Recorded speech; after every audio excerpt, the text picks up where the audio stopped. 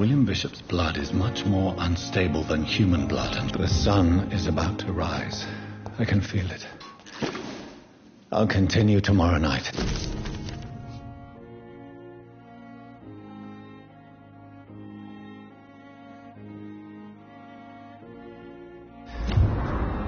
I have so much time now.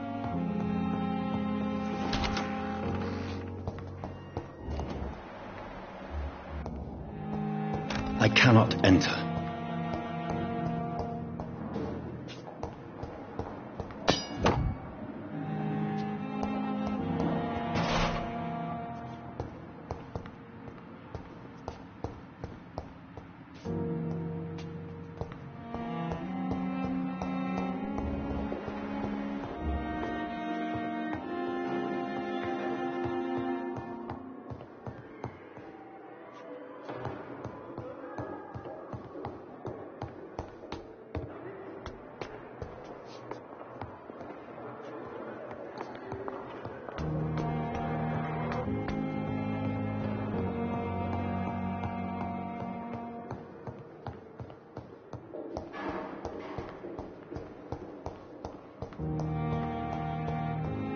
It's locked, all right.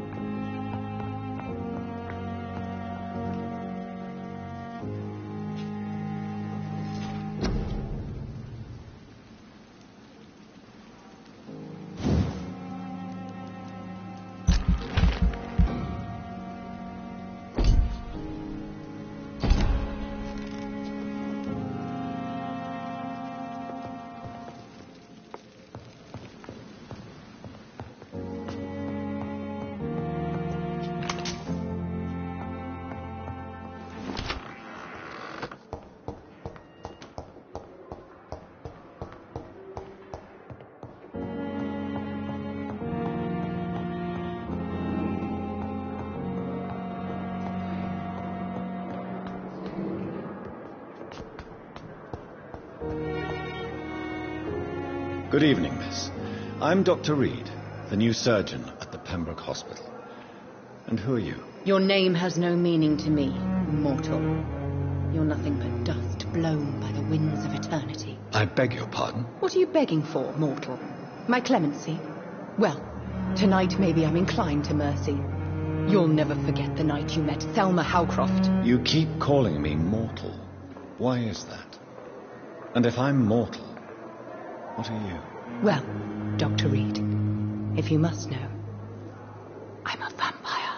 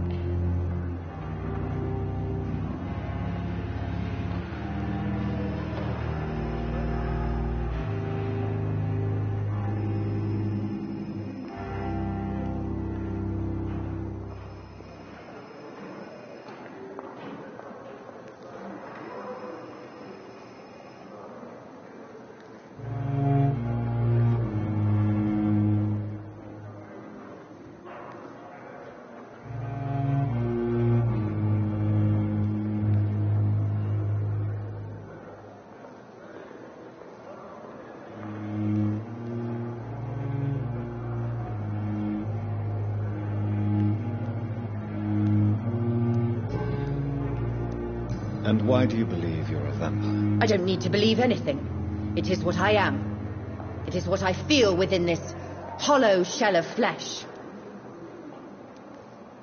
I see. Have you ever heard of Cotard's syndrome, Miss Howcroft? Never. It's a mental illness discovered by a French neurologist named Jules Cotard. The affected patients are delusional. They believe that they are putrefying, that they are dead, a ghost or a ghoul. Or in your case, a vampire. Delusional, you say? Oh, sad and petty mortal. You can't even begin to understand the concept of immortality. And you think it is I who am delusional.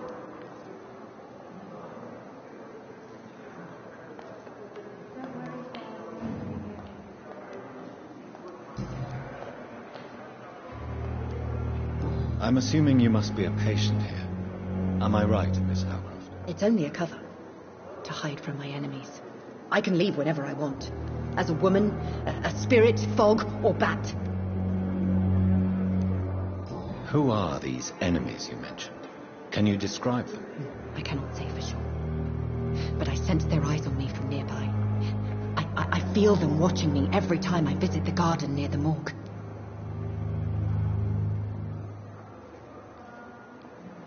The staff here are not your enemy. They're here to help you, to care for you. I'm not speaking of the doctors in white. I'm speaking of the men and women who hunt me. For I am a vampire. I see. Don't worry. These people will not find you here. I'll personally make sure they leave you alone. Thank you, mortal. But do not interfere with them, for you are no match for those that hunt me.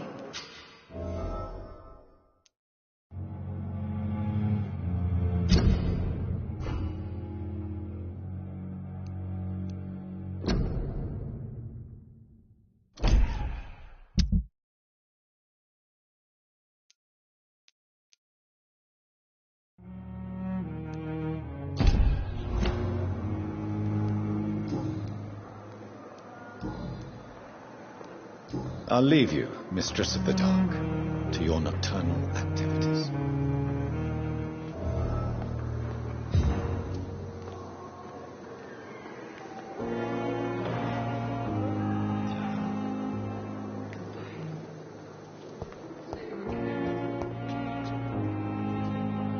Good evening, nurse. Good evening, Doctor.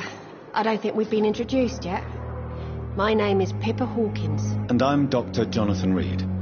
Dr. Swansea has recently offered me a position in this hospital. Well, it's a euphemism that your help will be appreciated, Doctor.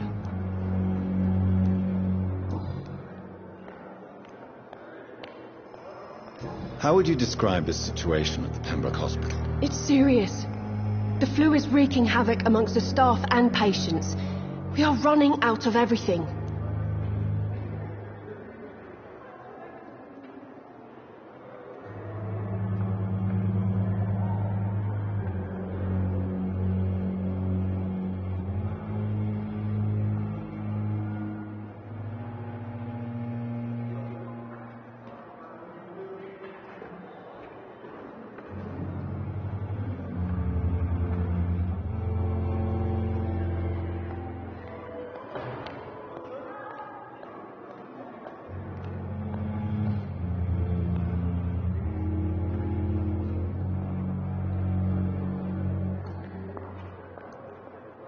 You must get a hold of yourself, nurse.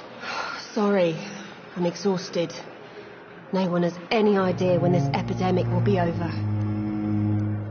Nurse Hawkins, the Spanish flu won't last forever. Even the Black Plague didn't kill everyone. I wish I could believe you.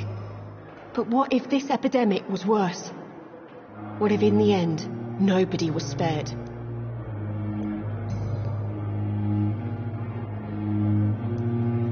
How is the Pembroke staff coping with the epidemic? Well, not well.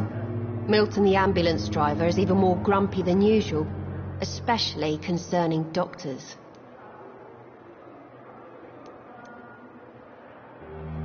Why does Milton dislike doctors? I don't know. Just ask him. But be warned, Milton is not the chatty type. Why is Milton grumpy on a daily basis? Is it just an act? Milton's not the kind of man who's bothered about a bad reputation, whether he deserved it or not.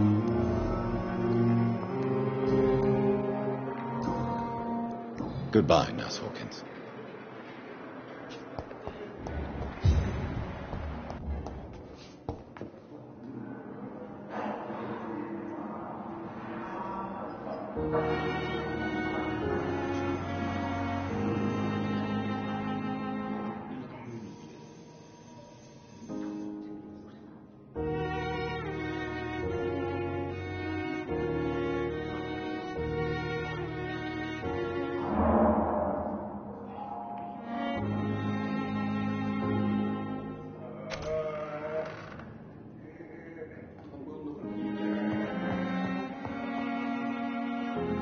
Good evening, sir. I'm Dr. Reed. I believe we're going to be colleagues. Reed? Yes, I've been informed about your arrival. I'm Waverly Ackroyd. Welcome aboard, I suppose. Does my arrival inconvenience you in some way, Dr. Ackroyd? Let us just say that I don't particularly share Dr. Swansea's enthusiasm for hiring you. What we need here are reliable professionals, not overrated dabblers.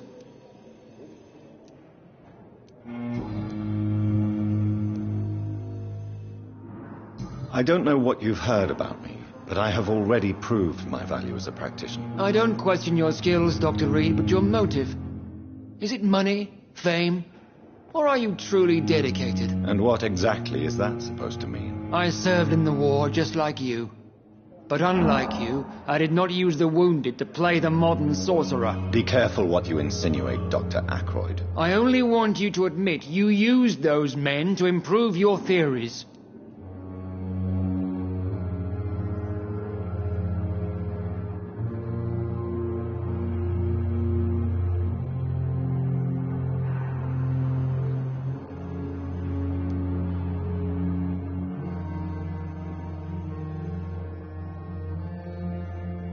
This is ridiculous. My blood transfusion technique saved many lives, and you know it. You see? That is exactly what I hate about people like you. You avoid this kind of accusation instead of facing reality.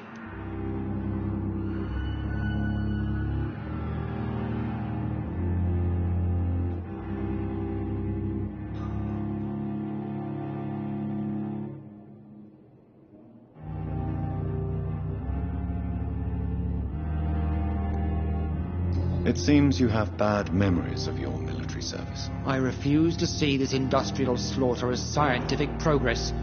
War only reveals the worst in men. We can at least agree on something, Dr. Ackroyd.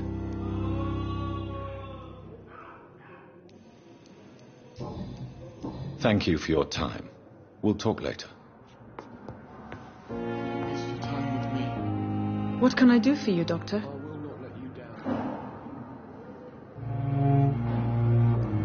Thank you, Nurse Crane.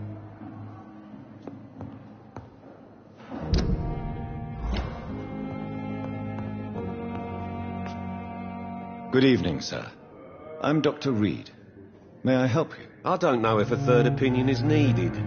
Your colleagues are already arguing about my condition. I see. Would you mind telling me more about your situation? I'm Harvey Fiddick. All I want is to get me bloody arm fixed properly.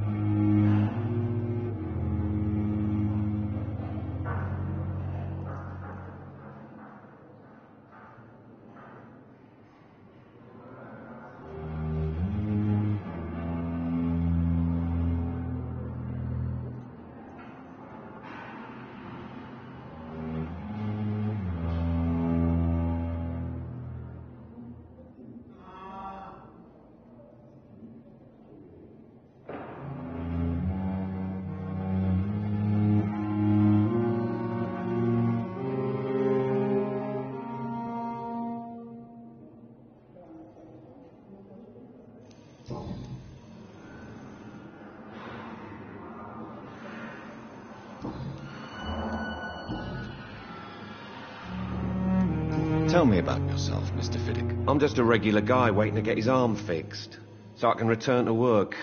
and to my family. I was more curious about what you were doing before being hospitalized. I'm a carpenter, and a good one too. But that means I need both arms to feed my family, Dr. Reed.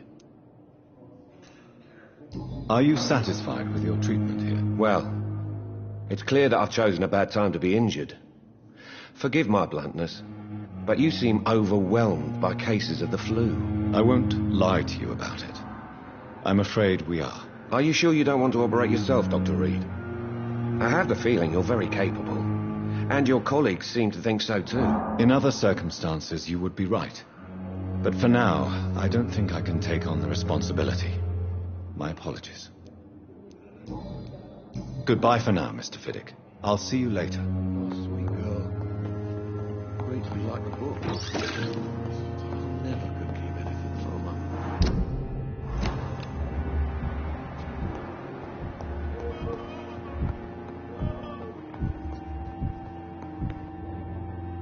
Good evening.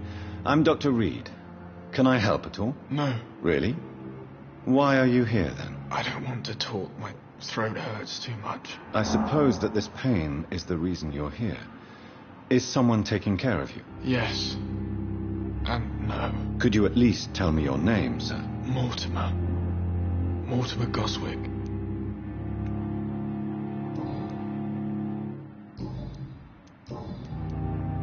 How painful is your throat, Mr. Goswick? So painful I'd rather not talk at all, Doctor. I'm sure you realize a doctor and his patient have to communicate, sir. Would it help if I gave you some paper and a pen? Not really. I see. Then maybe it's not just your throat that hurts, Mr. Goswick. Perhaps your sore throat is just the consequence of something more hurtful. Yes, maybe. But I don't want to talk or even write about it now.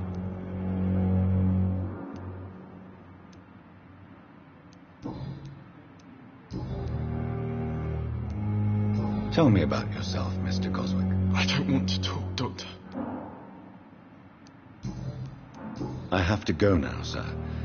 But don't hesitate to contact me if you need any help. Good evening, sir. Doctor. Reads me like a book. Good evening, madam. Can I help you? It's my son who needs you, sir. I'm Dr. Jonathan Reed. How can I help your son? I'm Beatrice Goswick, mother of Mortimer Goswick. Could you check on him, please, Dr. Reed? I've heard much of your talents as a physician. I'm all right. Don't waste your time with me.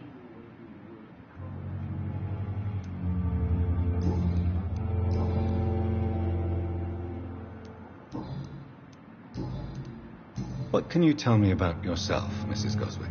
Not much to say. Just take care of my Mortimer and I'll cover all the expenses. That's all that matters. May I ask if you have an occupation, Mrs. Goswick? I'm a teacher by profession. I teach young women who are more ambitious about their futures than their families.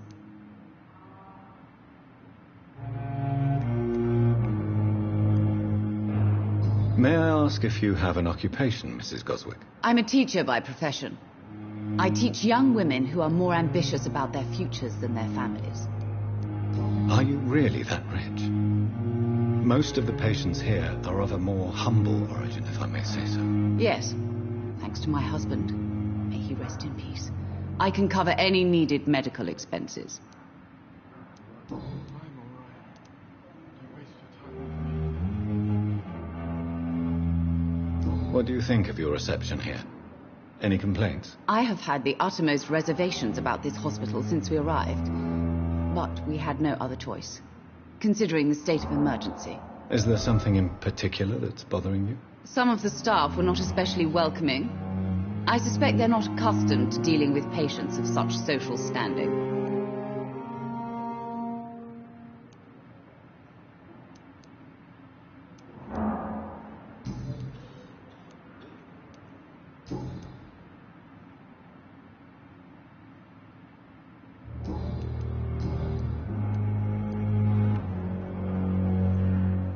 Tell me more about your arrival at the Pembroke Hospital. What gave you such a bad first impression? The ambulance driver was quite rude, for a start. And that nurse, Miss Hawkins, seems to have quite a dubious attitude. What do you mean? She managed to secure a bed for my son despite the epidemic. It was a relief, but it wasn't cheap.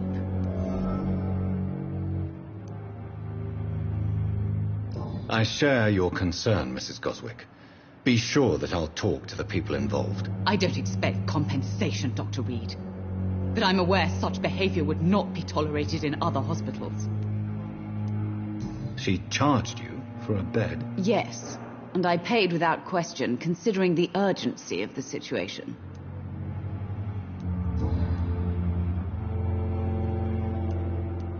What can you tell me about yourself, Mrs. Goswick? Not much to say. Just take care of my Mortimer and I'll cover all the expenses. That's all that matters.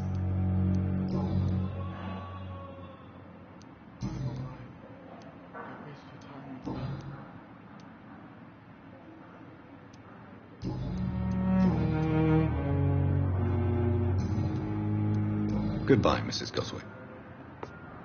I will not let you down, my boy.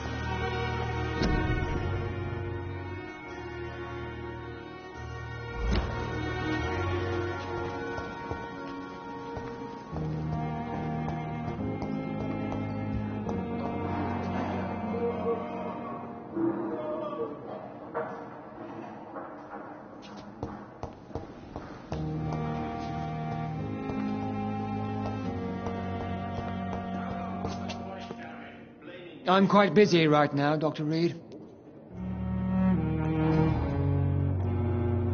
I don't know what you've heard about me, but I have already proved my value as a practitioner. I don't question your skills, Dr. Reed, but your motive. Is it money, fame, or are you truly dedicated? And what exactly is that supposed to mean? I served in the war just like you. But unlike you, I did not use the wounded to play the modern sorcerer. Be careful what you insinuate, Dr. Ackroyd. I only want you to admit you used those men to improve your theories. This is ridiculous. My blood transfusion technique saved many lives, and you know it. You see? That is exactly what I hate about people like you. You avoid this kind of accusation instead of facing reality. Thank you for your time. We'll talk later.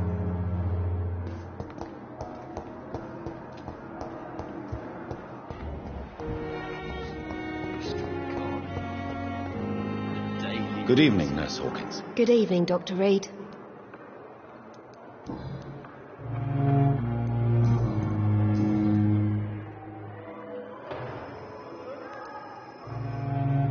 How long have you been a nurse? Well, long enough to see that the epidemic is winning. And no matter how qualified you are, don't tell me you'll change that. You're right. When dealing with such a terrible disease, one must remain humble. But that doesn't mean we shouldn't try our best. Sorry, Doctor. I don't want to sound bitter, but I'm just too tired to give a pep talk like Nurse Brannigan. How would you describe the situation at the Pembroke Hospital? It's serious. The flu is wreaking havoc amongst the staff and patients. We are running out of everything. Nurse Hawkins, the Spanish flu won't last forever. Even the Black Plague didn't kill everyone. I wish I could believe you. But what if this epidemic was worse? What if in the end, nobody was spared? Goodbye, Nurse Hawkins. The Daily Rose.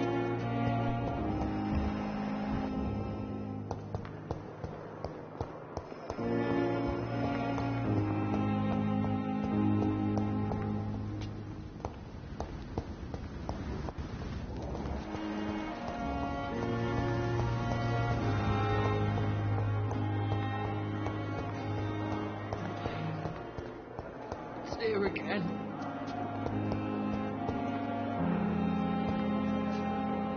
Good evening, sir. Can I help you? Unless you're here to fix my face. No. I don't think you can help me. I'm Dr. Reed. I've recently taken the position of head surgeon here. War injuries, am I right? You guessed right, Doctor. German shell took my pretty little mug right off. But they still call me Thomas Elwood.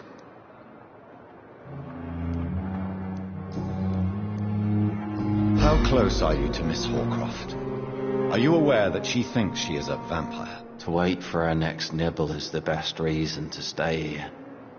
Every time she approaches my bed, she treats me like something tasty. A normal person. Aren't you afraid? She may hurt you if the game goes too far. She's quite harmless, I can assure you.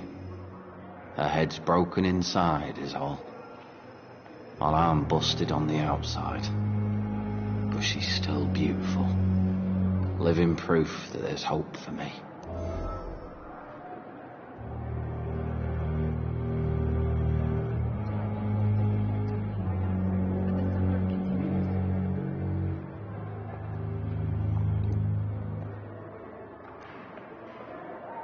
You do realize she's mentally disturbed. It's called the Cotard syndrome. She truly believes she's a vampire. In her madness, she never refers to my scars. And frankly, if I could, I'd join her world. It seems much more fun than the real one.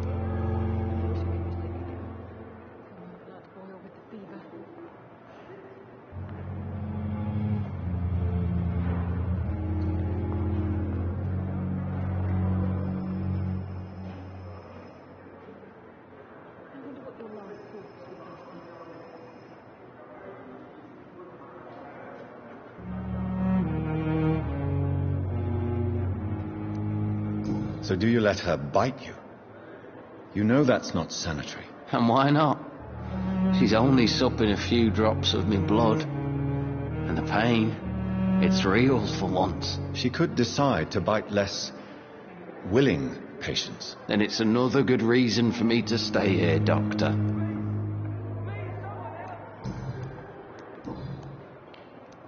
Goodbye for now, Mr. Elwood.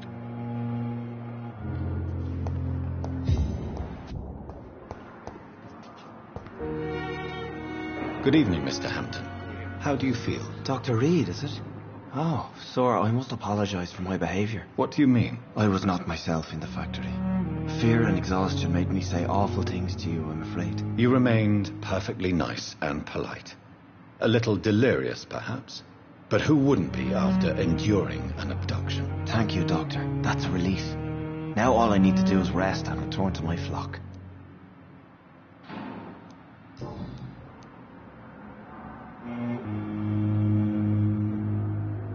What do you do for a living, Mr. Hampton? I can't help but notice the cross around your neck. I manage a night asylum for the poor and homeless of the docks, and I try to guide the lost and hesitant on the right path to our Lord.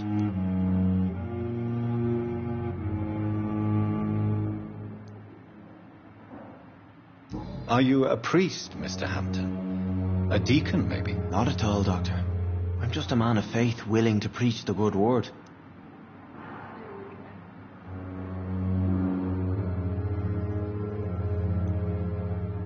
Why didn't you use your cross against William Bishop?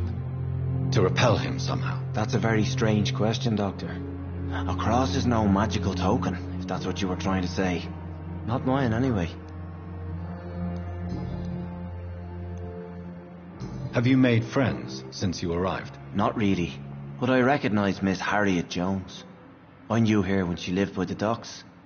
That poor woman had such a miserable life. You never came to see her here at Pembroke. Receiving visits when sick can be an important part of the healing process, you know. We're not just bodies. You're preaching to the converted now, Doctor. To be truly honest, I thought she was dead. She left the docks many months ago. How do you feel, Mr. Hampton? Medically speaking, I mean. I feel exhausted. Beyond exhaustion, actually. William drank so much of my blood in his madness. I feel empty. You're in good hands here. Dr. Swansea is well versed in blood transfusion, and I'm sure he'll take the best care of you. Thank you, sir. I believe all I need is rest, and then I can go back to the people who need me.